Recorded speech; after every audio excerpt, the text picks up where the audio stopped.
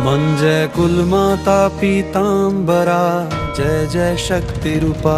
तेरी महिमा अगम अपार, तू ही जग की भूपा। पीले वस्त्र धरे माँ तूने, गदा उठाई हाथ। अन्याय का करती विनाश, सत्य का रखती साफ। जब जब संकट आता है, तू बन जाती कवच। शे तेरे नाम से मिट जाता हर भय और भ्रमरज। सब कुल की रक्षा करने वाली आदि शक्ति भवानी। जय गुरुदेव, जय माता दी, जय महाकाल मेहरबान। मेरे साधक मित्रों, आपका बहुत बहुत स्वागत है आपके अपने YouTube ज्योति शक्ति चैनल ज्योतिष और अलौकिक शक्तियाँ शक्ति केंद्र में। मैं आचार्य एवं अध्यात्म गुरु पंकज कुमार वर्मा लेकर आया हूँ आपके लिए महत्वपूर्ण तंत्र साधनाएं, प्रेरणादायक कथाएं, रोचक जानकारियाँ और ज्योतिष के उपाय जो प्रदान करेंगे आपको आत्मशक्ति, आत्मविश्वास और साधनाओं के माध्यम से बढ़ाएंगे आपका आध्यात्मिक ज्ञान। चलिए फिर आपका समय ना खर्च करते हुए बताता हूँ आपको आज का विषय। मेरे साधक मित्रों, अपने इस वीडियो में लेकर आया हूँ कुलदेवी साधना, साथ में वीडियो में दूंगा प्रेरणादायक कथा और ज्योतिष के उपाय। तो मेरे साधक मित्रों, वीडियो को लाइक शेयर सब्सक्राइब करना बिल्कुल ना भूलें। अपनी प्रतिक्रिया देने के लिए कमेंट बॉक्स में लिखें और पूरी जानकारी पाने के लिए वीडियो को अंत तक देखें, स्किप बिल्कुल ना करें। कुलदेवी का परिचय। कुलदेवी का परिचय। कुलदेवी शब्द दो भागों से बना है। कुल अर्थात वंश या परिवार, और देवी अर्थात ईश्वरीय शक्तियाँ माता स्वरूपा देवी। अर्थात कुलदेवी वह अधिष्ठात्री देवी हैं जो किसी विशेष कुल, वंश या परिवार की रक्षक, संरक्षक एवं पालनकर्ता होती हैं। कुलदेवी का महत्व। कुलदेवी को परिवार की आध्यात्मिक मातृशक्ति माना जाता है। वह केवल उपासना की देवी नहीं, बल्कि परिवार के अस्तित्व, सुरक्षा, समृद्धि और संतति की रक्षा करने वाली दैवी शक्ति होती हैं। हर जाति, गोत्र या वंश की अपनी कोई न कोई कुलदेवी होती है जो पीढ़ियों से पूजित रही है। कहा गया है, यस्य कुलदेवी प्रसन्ना, तस्य कुले न दुर्भिक्षं न रोगो न च संतापः। अर्थात जिस कुल की कुलदेवी प्रसन्न होती हैं, उस परिवार में न अभाव रहता है, न रोग न दुख। कुलदेवी की उत्पत्ति। पुराणों के अनुसार ब्रह्मांड की सृष्टि में जब शक्ति का विस्तार हुआ, तब उन्होंने विभिन्न रूप धारण किए। इन्हीं में से एक रूप कुलों की रक्षा हेतु प्रकट हुआ, जिसे कुलदेवी कहा गया। कहा जाता है कि प्रत्येक वंश की कुलदेवी उसी वंश के आरंभिक पुरुष को स्वप्न, तपस्या या संकल्प में प्राप्त हुई थी। कुलदेवी की पूजा का उद्देश्य। एक, परिवार में सुख, शांति और एकता बनाए रखना। 2, नकारात्मक शक्तियों, बाधाओं और शत्रुओं से रक्षा। 3, वंश की निरंतरता और समृद्धि का आशीर्वाद। 4, संतान की रक्षा और वैभव की प्राप्ति। कुलदेवी की पूजा विधि संक्षेप में। 1, स्थान कुलदेवी का मंदिर या घर में उत्तर पूर्व दिशा। 2 दिन परिवार की परंपरा के अनुसार अक्सर नवरात्रि, दिवाली या विशेष कुल दिवस। 3 सामग्री लाल वस्त्र, पुष्प, दीपक, नारियल, मिठाई, चंदन, अक्षत और जल। 4 मंत्र कुलदेवी के विशेष बीज मंत्र का जाप। 5 नियम कुल के सभी सदस्य एकत्र होकर श्रद्धापूर्वक पूजा करें। कुलदेवी के कुछ प्रमुख रूप। भारत में विभिन्न कुलों की कुलदेवियां भिन्न भिन्न रूपों में पूजित हैं। दुर्गा माता बटा कात्यायनी माता, काली माता बटा चामुंडा माता, अम्बा माता बटा हिंगलाज माता, बगलामुखी माता बटा खोडियार माता, कुलसुवर्णा बटा रक्षिणी बटा चंद्रघंटा माता, शीतला माता बटा भद्रकाली माता आदि। कुलदेवी से संबंधित पारिवारिक परंपरा। विवाह, नामकरण या नए घर में प्रवेश से पहले कुलदेवी का आशीर्वाद लेना शुभ माना जाता है। यदि कोई व्यक्ति अपने कुल की देवी को भूल जाता है तो कहा जाता है कि परिवार में बाधाएं और रोग उत्पन्न होते हैं। कुलदेवी के मंदिर में एक बार अवश्य दर्शन करना विशेषकर नवविवाहित जोड़े के लिए आवश्यक माना गया है। आध्यात्मिक सार। कुलदेवी केवल देवी नहीं बल्कि वंश की चेतना है। उनकी उपासना अपने मूल, अपनी जड़ों और अपने पूर्वजों से जुड़ने का माध्यम है। उनकी कृपा से परिवार में सुरक्षा, स्थिरता और दिव्यता बनी रहती है। पीतांबरा की छाया, कुलदेवी बगलामुखी की साधना। एक सत्य घटना पर आधारित आधुनिक वैदिक तांत्रिक रहस्य था। कथा लंबी, लगभग 5000 शब्दों की होगी और मैं इसे 3 भागों में प्रस्तुत करूंगा ताकि आप हर भाग को स्पष्ट रूप से पढ़ और अनुभव कर सकें। भाग 1, परिचय, पात्र, कुल संकट और देवी का संकेत। भाग 2, साधना का आरंभ, रहस्यमय घटनाएं, भय और देवी का प्राकट्य। भाग 3, सिद्धि, चमत्कार और जीवन का परिवर्तन। भाग 1, भूली हुई कुलदेवी। रात के 2 बजे मोबाइल की स्क्रीन चमकी। तुम्हारे कुल की देवी तुम्हें बुला रही हैं। संदेश अनजान नंबर से था। राजीव ने फोन को देखा, माथे पर बल आया। कौन मजाक कर रहा है इतनी रात में? राजीव शर्मा दिल्ली में एक टेक कंपनी का वरिष्ठ इंजीनियर था। परिवार मध्य प्रदेश के दतिया जिले का, जहां पीढ़ियों से पीतांबरा पीठ बगलामुखी माता की उपासना होती आई थी। लेकिन जब से शहर में आकर आधुनिक जीवन शुरू हुआ, कुलदेवी का नाम भी शायद केवल बुजुर्गों की बातों में रह गया था। पिछले 6 महीने से राजीव के जीवन में सब कुछ बिगड़ रहा था।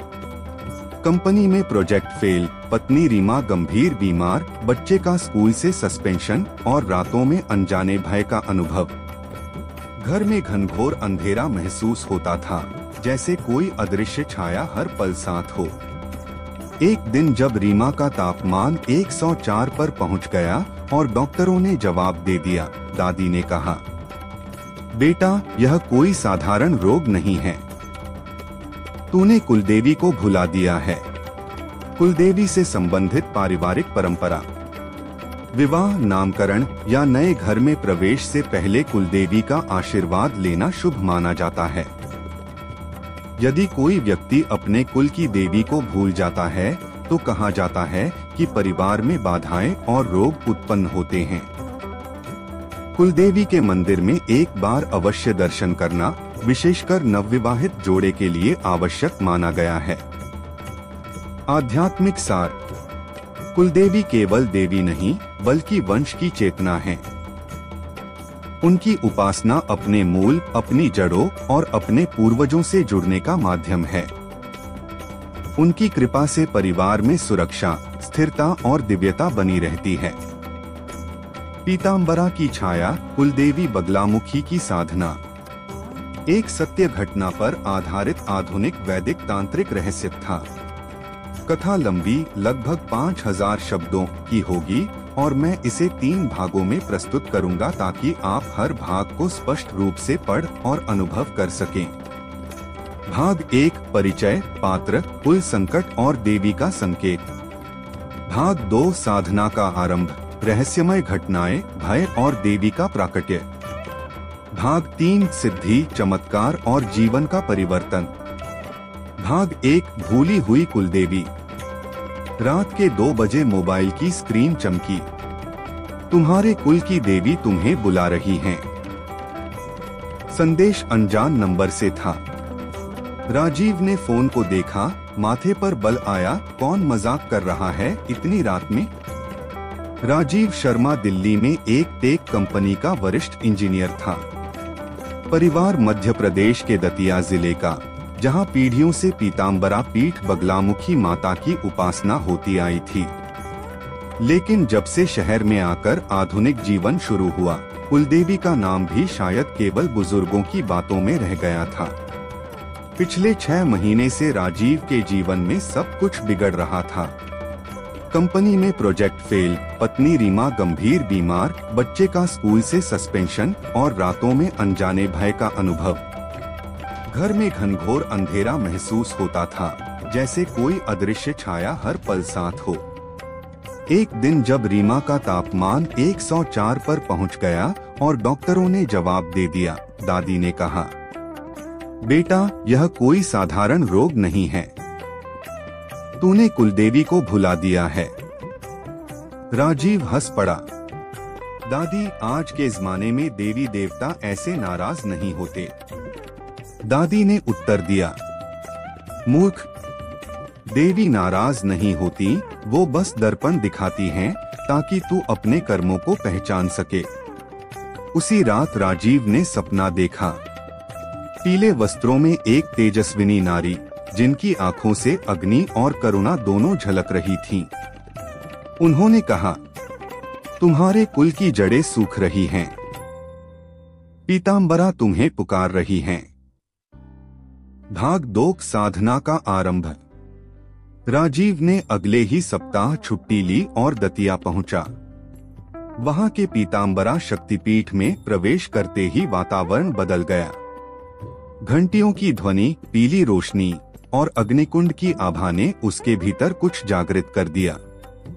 मंदिर के तांत्रिक पुजारी ने बिना कुछ पूछे कहा, तुम्हें तुम्हारी कुलदेवी ने बुलाया है। आज रात यहाँ रहो, साधना तुम्हें स्वयं मिलेगी। रात का समय था, मंदिर बंद हो चुका था। चारों ओर घना अंधेरा और हवन कुंड की हल्की धुआंसी महक। राजीव को लगा जैसे हवा में कोई अदृश्य शक्ति घूम रही है।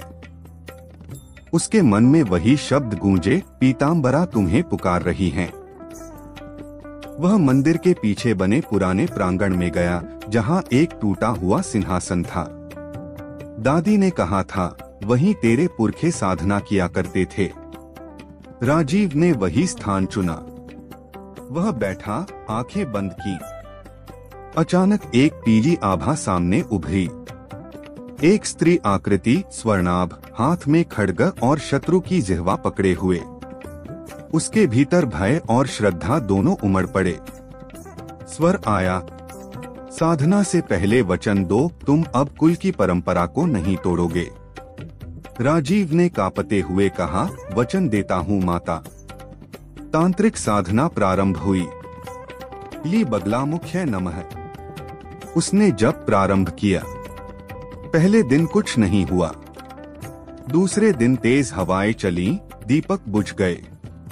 तीसरे दिन मंदिर की घंटी अपने आप बजने लगी। और चौथे दिन रीमा का फोन आया, राजीव, मेरा बुखार अचानक उतर गया। राजीव रो पड़ा। भाग 3 देवी का साक्षात्कार।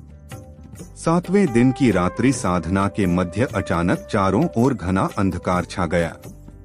उस अंधकार में एक छाया उभरी।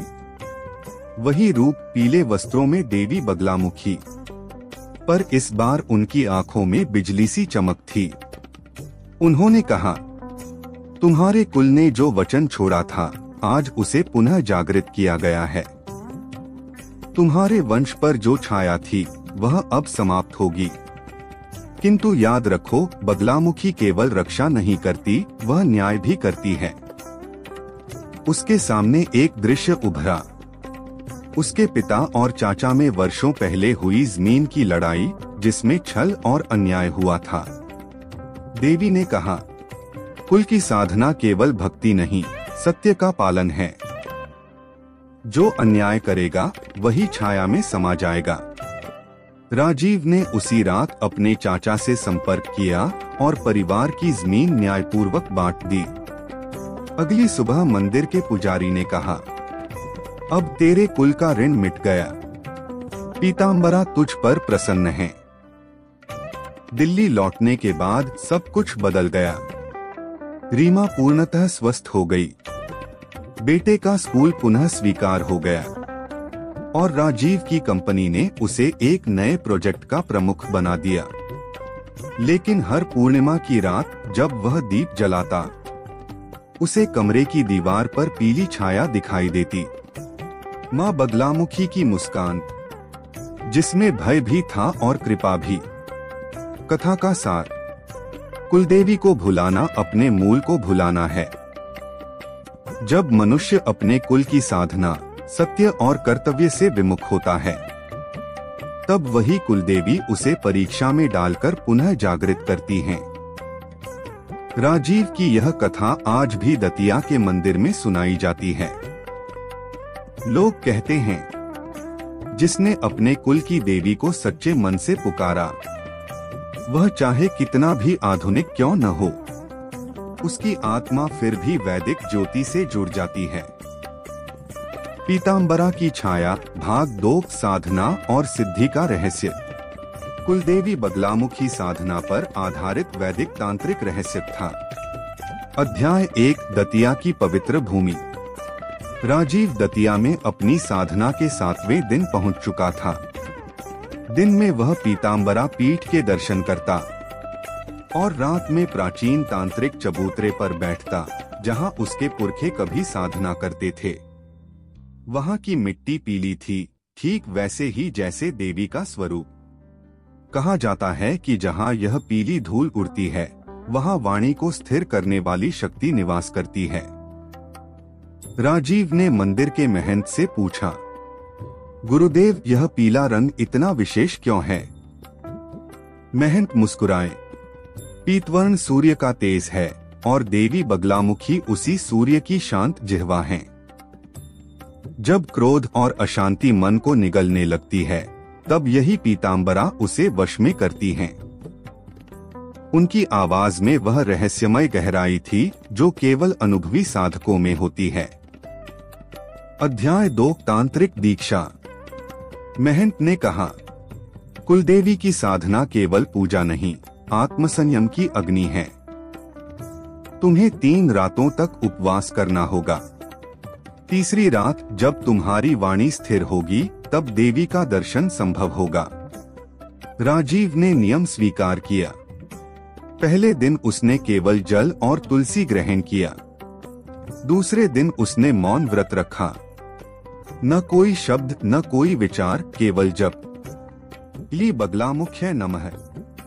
रात के तीसरे पहर, जब शीतल हवा मंदिर की घंटियों को छू रही थी, राजीव ने अनुभव किया कि उसका शरीर हल्का होता जा रहा है। अचानक उसकी जिह्वा में कंपन हुआ और आंखों के सामने पीले प्रकाश का गोला बना। एक स्वर गूंजा, तुम्हारी वाणी अब नियंत्रण में है। जो अन्याय के पक्ष में बोलेगा, वह स्वयं अपनी वाणी से पराजित होगा। राजीव ने समझा, यही देवी बगलामुखी की वाणी सिद्धि है। अध्याय 3, भय का द्वार। चौथी रात असामान्य थी।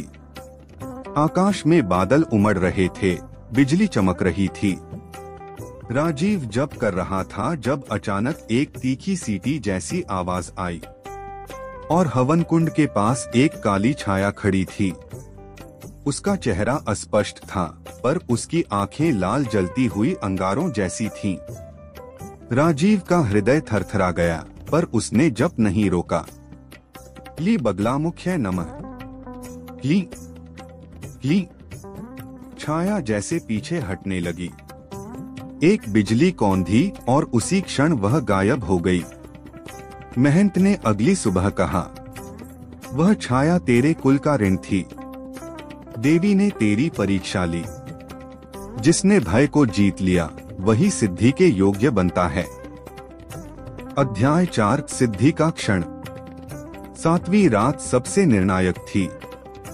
राजीव ने मंदिर के गर्भगृह में जाकर ध्यान लगाया। दीपक की लौ स्थिर थी और वातावरण में गंधक व चंदन की मिलीजुली गंध थी। अचानक उसे लगा जैसे कोई शक्ति उसके पीछे खड़ी हो। उसने आंखें खोलीं। देवी का तेजस्वी स्वरूप उसके सामने था। माथे पर स्वर्ण तिलक, हाथों में खड्ग और मुंह पर गंभीर मुस्कान। राजीव, वाणी की शक्ति को केवल रक्षा के लिए उपयोग करना। अब तेरे कुल का अंधकार मिट गया। देवी के शब्द सुनते ही उसके नेत्रों से अश्रु बह निकले। पीली आभा ने पूरे कक्ष को भर दिया और देवी विलीन हो गई। राजीव ने उसी क्षण अनुभव किया कि कोई भार उसके हृदय से उतर गया है। उसके भीतर असीम शांति थी। अध्याय 5 परिवर्तन। राजीव जब दिल्ली लौटा तो उसके जीवन की दिशा ही बदल चुकी थी। उसकी आवाज में अब एक अद्भुत स्थिरता थी। जहां पहले क्रोध या भय बोलता था, वहां अब आत्मविश्वास और करुणा थी।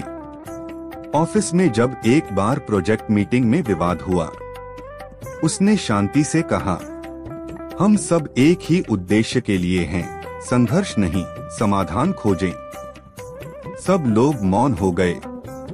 ऐसा लगा जैसे उसकी वाणी में कोई अदृश्य प्रभाव है। यही थी देवी बगलामुखी की वाणी सिद्धि। राजीव अब हर नवमी और पूर्णिमा को एक दीपक जलाता, पीले वस्त्र पहनकर माता के नाम से 108 बार ली बीज मंत्र जपता। धीरे धीरे उसके घर में समृद्धि, शांति और आनंद स्थिर होने लगा। अध्याय 6 पीतांबरा का आशीर्वाद। एक दिन रात के समय जब वह ध्यान कर रहा था, उसने महसूस किया कि कमरा पीली रोशनी से भर गया। उसने आंखें खोलीं। दीवार पर देवी की छाया थी, मुस्कुराती हुई। स्वर आया, जब तक तुम्हारे कुल में कोई सत्य और न्याय के मार्ग पर रहेगा, मेरी छाया उसकी रक्षा करेगी। परंतु यदि अहंकार उठा तो वही छाया उसे निगल लेगी। राजीव ने सिर झुकाया और कहा, माँ, मैं वचन देता हूँ, हमारे कुल में सत्य और श्रद्धा सदैव जीवित रहेगी। अध्याय 7 कुल साधना का रहस्य। देवी की साधना में 3 गूढ़ तांत्रिक सिद्धांत हैं। 1 मौन और वाणी संयम। बगलामुखी साधक अपनी वाणी को नियंत्रित कर न्याय और सत्य की रक्षा करता है। 2 पीतवर्ण की उपासना। पीला रंग सूर्य की तेजस्विता का प्रतीक है। यह साधक के भीतर की शत्रु वृत्तियों को स्तंभित करता है। 3 भीतर के शत्रु का नाश। बगलामुखी साधना केवल बाहरी शत्रु को नहीं, बल्कि अहंकार, भय और द्वेष को समाप्त करती है। अध्याय 8 सत्य घटना का प्रमाण। यह कथा केवल प्रतीकात्मक नहीं थी। वास्तव में दतिया के महंत ने कई बार उल्लेख किया कि राजीव शर्मा नामक व्यक्ति ने 2011 में वहां साधना की थी और उसके बाद उसने मंदिर के लिए एक पीला दीपस्तंभ दान किया, जो आज भी हर अमावस्या की रात जलता है। लोग कहते हैं कि जब वह दीप जलता है तो हवा में हल्की सी गंध चंदन और गंधक की मिलती है और उसी क्षण मंदिर की घंटी अपने आप बजती है। कथा का आध्यात्मिक सार। कुलदेवी बगलामुखी न तो दंड देती हैं, न पुरस्कार। वह केवल सत्य के दर्पण में आत्मा को दिखाती हैं। जो अपने कुल, अपनी परंपरा और अपने सत्य से विमुख होता है, उसे जीवन बार बार परीक्षा में डालता है। पर जो लौट आता है, उसके लिए देवी स्वयं प्रकाश बन जाती हैं। पीतांबरा की छाया, भाग 3 विरासत की लौ। कुलदेवी बगलामुखी की प्रेरणादायक कथा का अंतिम अध्याय। अध्याय 1 नए युग की सुबह। समय बीत गया। राजीव शर्मा अब 50 वर्ष के हो चुके थे। दतिया के मंदिर की वह साधना अब उनके जीवन की नींव बन चुकी थी। उनके घर में हर शुक्रवार एक दीप जलता था। पीले वस्त्र से ढका, चंदन की सुगंध से भरा दीपक, जो उनके जीवन का संतुलन दीप कहलाता था। उनका पुत्र अर्जुन अब 20 वर्ष का हो चुका था। इंजीनियरिंग पढ़ रहा था, पर मन बेचैन था। उसे आधुनिक दुनिया की स्पर्धा, शोर और अस्थिरता में कुछ अधूरापन महसूस होता था। एक दिन अर्जुन ने पिता से पूछा, पापा, आप हमेशा कहते हैं कि कुलदेवी की साधना से जीवन बदल गया, पर क्या सच में देवी किसी की मदद करती हैं? राजीव मुस्कुराए। देवी हर किसी की मदद करती हैं, बेटा। पर केवल तब जब हम स्वयं अपने भीतर की असत्यता से युद्ध करने को तैयार हों। अध्याय 2 संकट का द्वार। कुछ ही समय बाद अर्जुन के जीवन में एक कठिन समय आया। कॉलेज का बड़ा प्रोजेक्ट फेल हो गया और उसकी टीम ने सारा दोष उसी पर डाल दिया। उसका आत्मविश्वास डगमगा गया। रात को उसे अजीब से भय का अनुभव होने लगा, मानो कोई अदृश्य ऊर्जा उसके चारों ओर घूमती हो। उसने पिता से कहा, पापा, मुझे लगता है कि मैं खो गया हूँ। सब कुछ गलत हो रहा है। राजीव ने उसे वही पीला वस्त्र दिया जो उसने दतिया में साधना के समय पहना था। अर्जुन, यह केवल वस्त्र नहीं, तेरे कुल की ऊर्जा है। इसे धारण कर और अपने मन में ही बीज मंत्र का जप कर। देवी तेरे भय को शक्ति में बदल देंगी। अध्याय 3 भीतर की साधना। अर्जुन ने वैसा ही किया। वह न तो किसी मंदिर गया, न किसी अनुष्ठान की जरूरत पड़ी। बस अपने कमरे में दीपक जलाकर आंखें बंद की। धीरे धीरे उसका श्वास स्थिर हुआ। मन के भीतर जो शोर था, भय, चिंता, असफलता, सब शांत होने लगा। अचानक उसने महसूस किया जैसे कोई गर्म प्रकाशमय शक्ति उसके हृदय से उठकर सिर तक पहुंच गई हो और एक हल्का मधुर स्वर गूंजा, भय ही तेरी परीक्षा है अर्जुन। जब तू उसे पहचान लेता है, वही तेरा बल बन जाता है। अर्जुन ने आंखें खोली। वह अकेला था, पर कमरे में एक हल्की सी पीली आभा थी। वह मुस्कुरा उठा, माँ, अब समझ गया। अध्याय 4 प्रकाश की दिशा।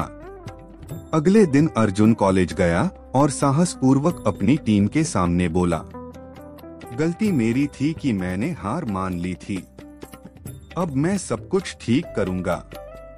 उसकी शांत आवाज में ऐसा विश्वास था कि सब लोग उसकी बात सुनने लगे। प्रोजेक्ट दोबारा शुरू हुआ और इस बार वह सफल हुआ। कॉलेज के प्रोफेसर ने कहा, अर्जुन, तुम्हारी प्रस्तुति में एक अनोखी स्थिरता थी, जैसे तुम्हारे शब्दों में कोई शक्ति हो। राजीव ने यह सुनकर बस आकाश की ओर देखा और मन ही मन कहा, धन्य हो माँ पीतांबरा। अब तेरी छाया अगली पीढ़ी को भी मार्ग दिखा रही है। अध्याय 5 विरासत की लौ। कुछ महीने बाद पूरा परिवार दतिया पहुंचा। मंदिर के गर्भगृह में दीप जलाते समय अर्जुन ने अपने पिता का हाथ पकड़ा और कहा, पापा, अब मैं समझ गया कि कुलदेवी की साधना कोई चमत्कार नहीं, बल्कि जीवन की सच्चाई को देखने की दृष्टि है। राजीव ने उत्तर दिया, बिल्कुल बेटा। जब मन स्थिर होता है तब देवी बोलती हैं, और जब वाणी सत्य होती है तब वही देवी हमारे भीतर प्रकट होती हैं। दोनों ने आंखें बंद की। अगले ही क्षण मंदिर के दीपक की लौ तेज हो गई, मानो देवी स्वयं मुस्कुरा रही हों। अध्याय 6 पीतांबरा का आशीर्वाद। रात में जब वे मंदिर से लौट रहे थे, अर्जुन ने आकाश की ओर देखा। पूर्णिमा की चांदनी फैली थी और एक पीली रेखा बादलों के बीच से उतर रही थी। उसे लगा जैसे वही आभा उसके हृदय में उतर गई है। वह बोला, पापा, क्या अब भी माँ हमारे साथ हैं? राजीव ने कहा, हाँ बेटा, जब भी तू सत्य बोलेगा, जब भी तू किसी का भला करेगा, तू उनकी छाया में रहेगा। कुलदेवी बगलामुखी केवल मंदिर में नहीं, तेरे हर सत्कर्म में जीवित हैं। अंतिम संदेश पीतांबरा का उपदेश। जिस कुल में सत्य की वाणी, श्रद्धा का दीप और करुणा का भाव जीवित रहे, वहां देवी बगलामुखी की छाया कभी नहीं मिटती। साधना केवल मंत्रों का उच्चारण नहीं, वह जीवन की हर स्थिति में अचल रहना है। उपसंहार। आज भी दतिया के पीतांबरा शक्तिपीठ में शाम के समय जब सूर्य पीला हो जाता है, लोग कहते हैं कि मंदिर के शिखर से हल्की सी रोशनी निकलती है। वही पीतांबरा की छाया है जो उस परिवार की विरासत को आगे बढ़ा रही है, जहां श्रद्धा, सत्य और साहस एक ही साधना बन चुके हैं। कुल संदेश: कुलदेवी को पूजना केवल आस्था नहीं, यह अपनी जड़ों से जुड़ने का संकल्प है। एक कुलदेवी का न जानना, क्या यह संभव है? हाँ, आज के समय में बहुत से परिवारों को अपनी कुलदेवी का नाम या स्थान ज्ञात नहीं है। कारण पीढ़ियों के बदलाव, विस्थापन, धर्माचरण का क्षय या पितृ परंपरा का टूटना। परंतु देवी की ऊर्जा कभी नष्ट नहीं होती, वह बस सुप्त, डोरमेंट हो जाती है। और जब वंशज सच्चे भाव से खोजता है तो वह शक्ति स्वयं संकेत देती है। 2.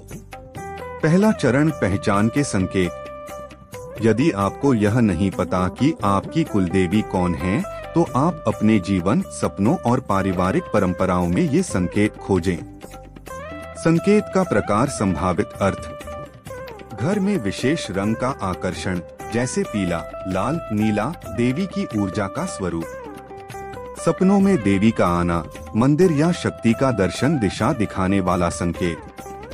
परिवार में किसी विशेष तिथि या पर्व पर पूजा होती थी, वही देवी की उपस्थिति का पर्व। किसी विशिष्ट देवी की ओर अनायास आकर्षण, आपकी कुलदेवी का मार्गदर्शन।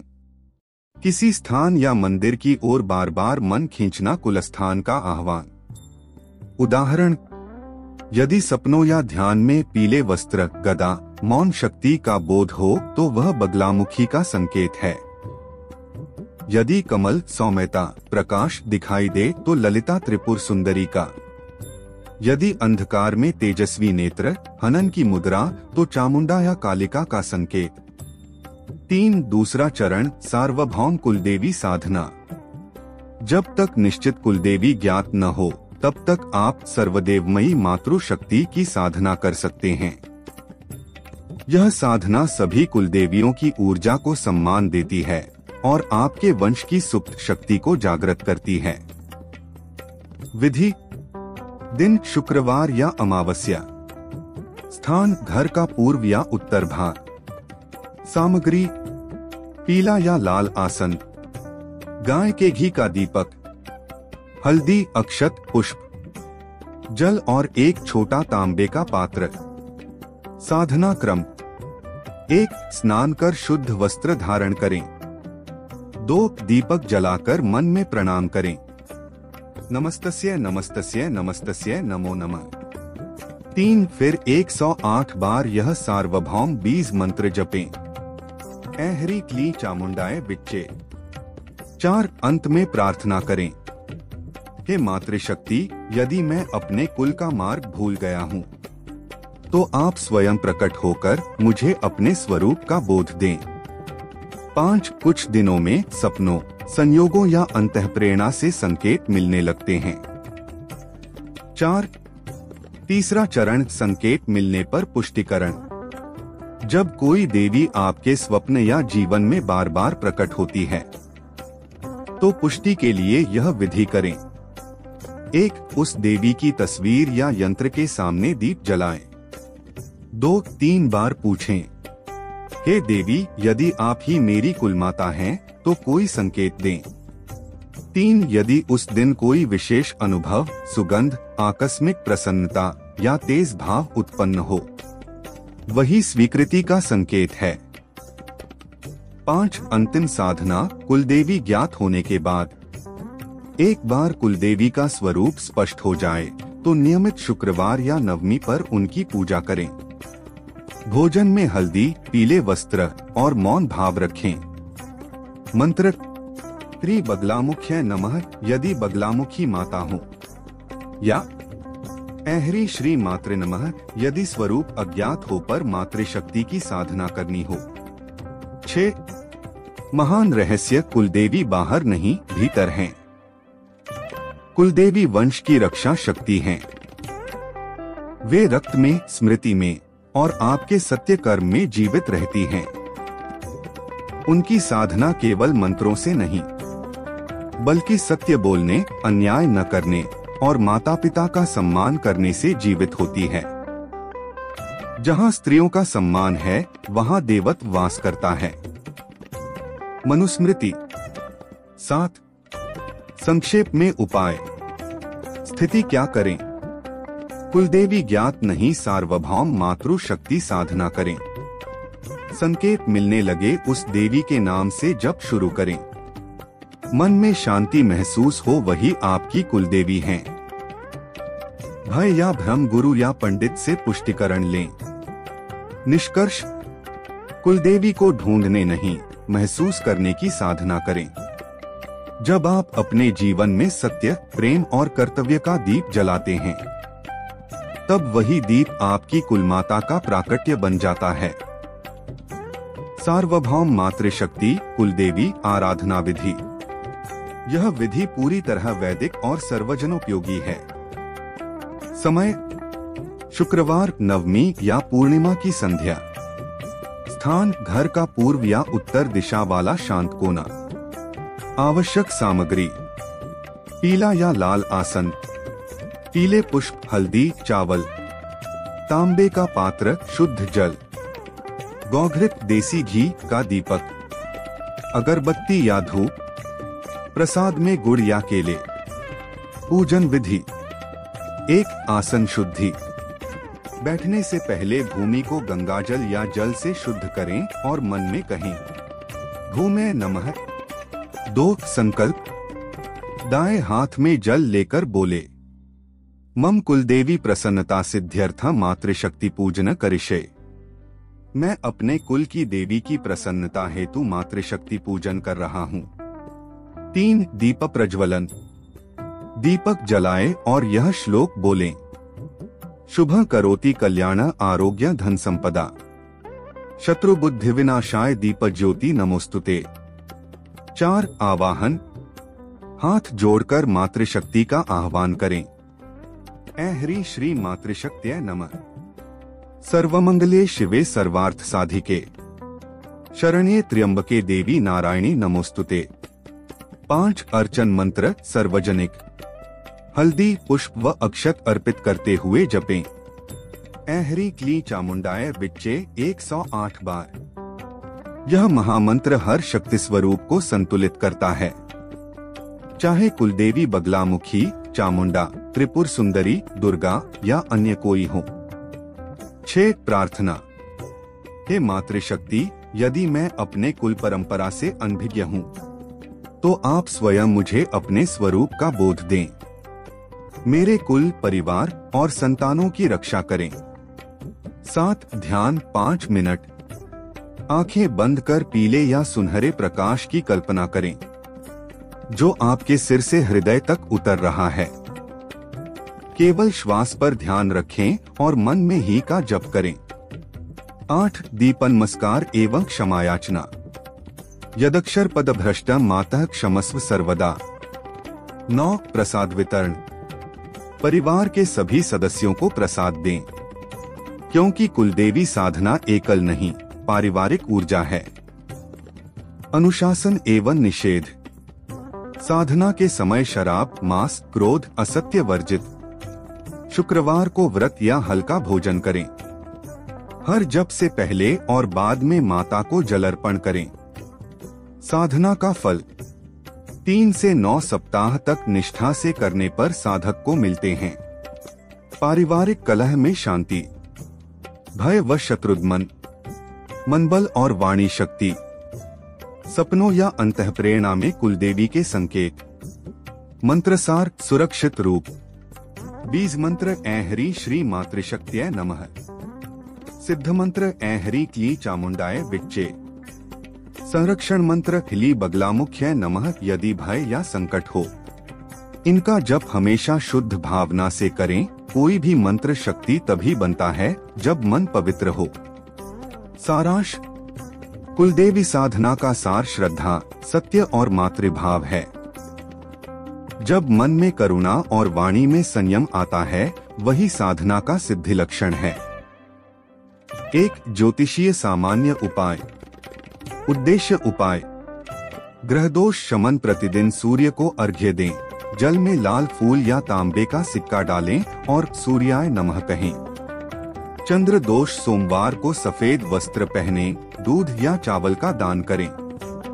शनि दोष शनिवार को पीपल के पेड़ पर तिल का दीपक जलाएं और शन शनैश्चराय नमः जपें। राहु केतु दोष नारियल में कपूर जलाकर प्रवाहित करें, नीले या धूसर रंग से दूरी रखें। कुल शांति मासिक अमावस्या को पितरों के नाम से जल अर्पण करें। 2. वास्तु शुद्धि और संतुलन के उपाय। स्थान उपाय। मुख्य द्वार दरवाजे के ऊपर स्वस्तिक या का चिन्ह बनाएं, द्वार पूर्व या उत्तर मुखी हो तो शुभ। रसोई अग्नि कोण दक्षिण पूर्व में चूल्हा रखें, पूर्वाभिमुख होकर पकाएं। पूजा स्थान ईशान कोण उत्तर पूर्व में बनाना श्रेष्ठ, वहां घी का दीप जलाएं। शयन कक्ष सिर दक्षिण या पूर्व की ओर रखकर सोए। घर का केंद्र खाली रखें, वहां घंटी या क्रिस्टल बॉल रखें जिससे सकारात्मक ऊर्जा बनी रहे। 3. सुरक्षित उपचार साधन। नमक जल स्नान सप्ताह में एक बार बाल्टी के जल में 1 मुट्ठी सेंधा नमक डालकर स्नान करें, नकारात्मक ऊर्जा हटती है। दीपोपचार। संध्या समय तुलसी या द्वार पर दीपक जलाने से घर का वास्तु दोष घटता है। सुगंध साधना। चंदन, कपूर या गुग्गुल की धूप जलाने से मानसिक संतुलन बढ़ता है। मंत्र ध्यान नमः शिवाय या ह्रीं श्रीं क्लीं नमः का जप प्रतिदिन 108 बार करें। 4. रत्न एवं रंगोपाय। रत्न केवल कुंडली की पुष्टि के बाद धारण करें। ग्रह रत्न धातु दिन। सूर्य माणिक्य सोना रविवार। चंद्र मोती चांदी सोमवार। मंगल मूंगा तांबा मंगलवार। बुध पन्ना सोना बुधवार। गुरु पुखराज सोना गुरुवार। शुक्र हीरा चांदी शुक्रवार। शनि नीलम लोहे की अंगूठी शनिवार। 5. मानसिक व आध्यात्मिक संतुलन के उपाय। प्रतिदिन सुबह शांतियः शांतियः शांतियः 3 बार जपें। तुलसी का पौधा घर में अवश्य रखें। हफ्ते में 1 दिन दान दिवस रखें, फल, अनाज या समय का दान। घर में क्रोध, कटुवाणी और अपशब्दों से बचें, ये सबसे बड़ा वास्तु दोष है। 6. सारांश। जहां स्वच्छता, सत्य और सेवा का भाव है, वहीं ग्रह, वास्तु और ऊर्जा अपने आप अनुकूल होती हैं। पातय कारय मस्तके स्वाहा 7. अयुतम प्रजपेन मंत्रण सहस्रन तिलराजिका है। उत्वा सिद्धम मंत्री प्रयोगेशु शतन जपेत। ग्रह भूतादिकाविष्टन सिंचन मंत्रण जपन जलय है।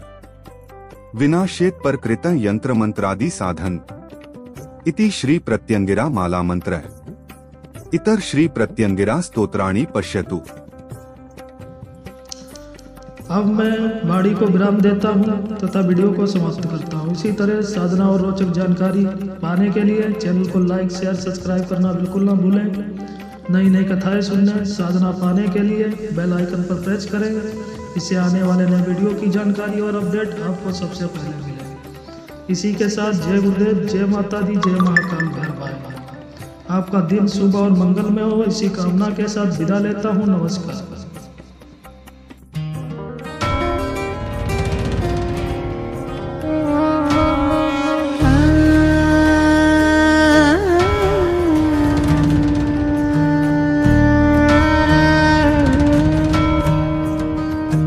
वन जय जय कुल माता पीताम्बरा, जय जय शक्ति रूपा।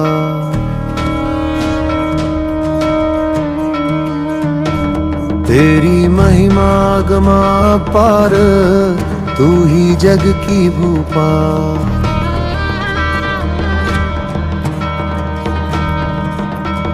पीले वस्त्र धरे माँ तूने, गदा उठाई हाथ।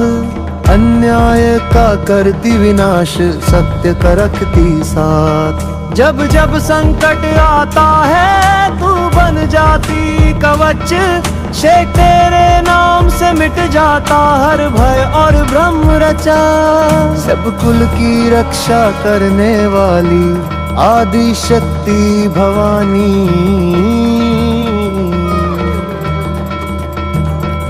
अब तेरी छाया में फलते हैं सब कुल के त्राणी। हवली भी बिज से जो जपे तेरा नाम, पाता अमर प्रकाश। आसमां तेरे चरणों में है जीवन का हर विश्वास। चतुर्भुजा सिंह कहानी पीत वरना।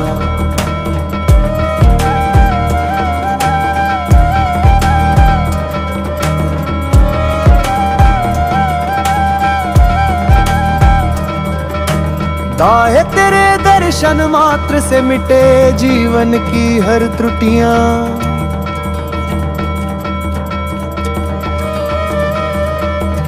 घर घर दीप जलाते हैं तेरे प्रेम से भीगे। शाह तेरा स्मरण करे जो नर वो संकट में न लीके।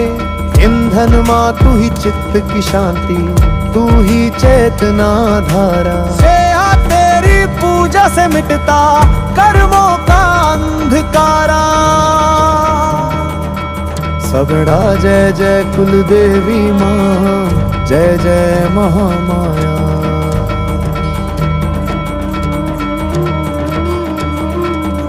खतना तेरा नाम ले जो बोले मुख से निकले काया।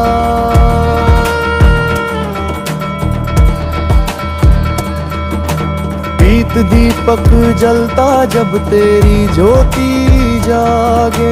प्रीत मन में जो डर बसे वो तेरा नाम मिटा दे। अंत माँ तू चंडिका रुद्र रूपा पर दयामयी भी। तू ही काल रात्रि तू ही गौरी जग जननी भी। रहते तेरी पूजा में पवित्रता सत्य और प्रेम बसे। बहुत तेरे चरणों में झुके जो वो मुक्त हो हंसे। पितमा तू रक्षा कर कुल वंश की संतानों पर कृपा कर।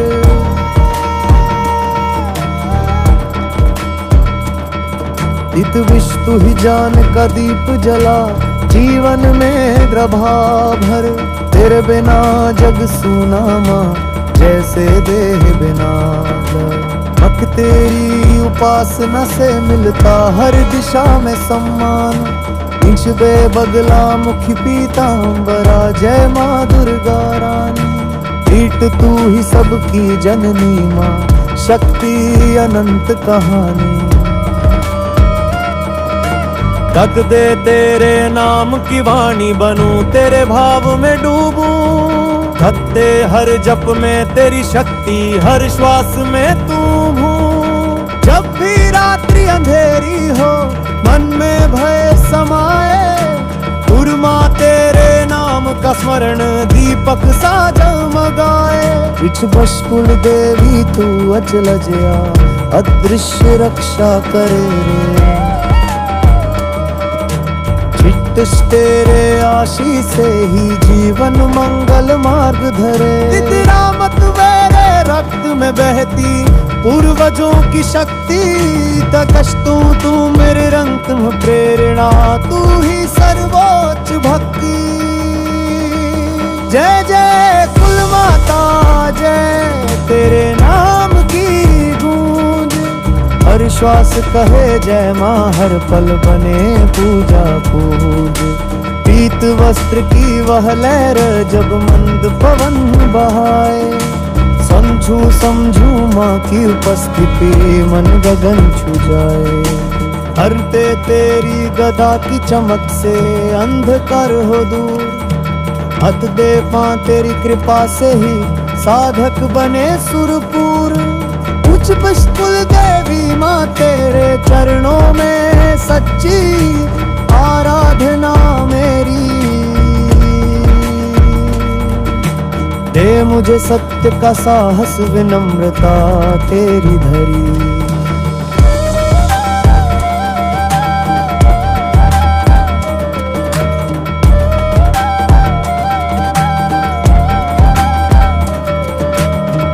बश कुल देवी तू अचल अजेया अदृश्य रक्षा करे। चित्रिश तेरे आशीष से ही जीवन मंगल मार्ग धरे। चिजमामा तू मेरे रक्त में बलबी पूर्वजों की शक्ति। पितृवश तू ही मेरी अंत प्रेरणा, तू ही सर्वोच्च भक्ति। जय जय मोर माता जय तेरे नाम की। हर श्वास कहे जय माँ, हर पल बने पूजा पूज।